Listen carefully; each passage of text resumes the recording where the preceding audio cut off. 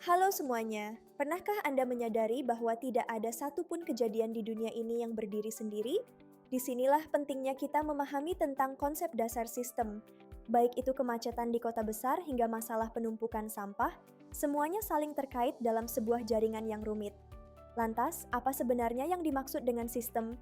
Sistem adalah kesatuan utuh yang terdiri dari berbagai elemen atau subsistem yang saling berinteraksi secara teratur demi mencapai tujuan bersama. Karakter utamanya adalah adanya kompleksitas. Secara mendasar, sistem bekerja melalui proses transformasi, yaitu menerima input, kemudian diproses sehingga menghasilkan output, dan dilengkapi dengan mekanisme feedback.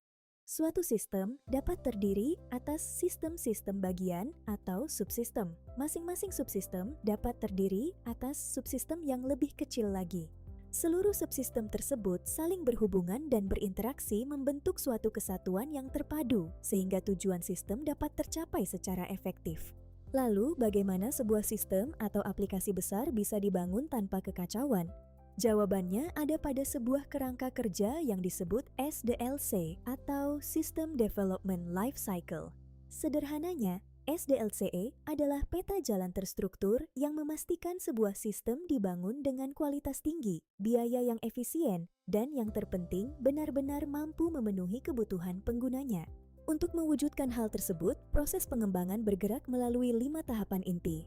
Tahap pertama adalah perencanaan atau planning. Tahap kedua adalah analisis atau analisis. Tahap ketiga adalah perancangan atau desain. Tahap keempat adalah penerapan atau pengembangan atau implementation.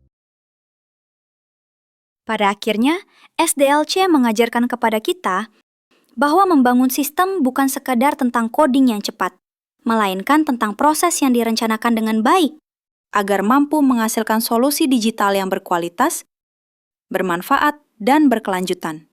Sebagai kesimpulan, keunggulan utama dari pendekatan sistem adalah membantu kita melihat gambaran besar secara holistik atau menyeluruh.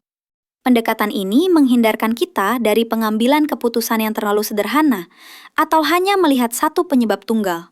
Karena di dunia yang dinamis ini, berbagai permasalahan yang kompleks hanya dapat diselesaikan apabila kita mampu memahami keterkaitan setiap bagian sebagai satu kesatuan yang utuh. Terima kasih. Semoga poin-poin penting dari materi ini dapat membuka cara pandang baru bagi kita semua dalam memahami setiap permasalahan dan menemukan solusi yang lebih tepat.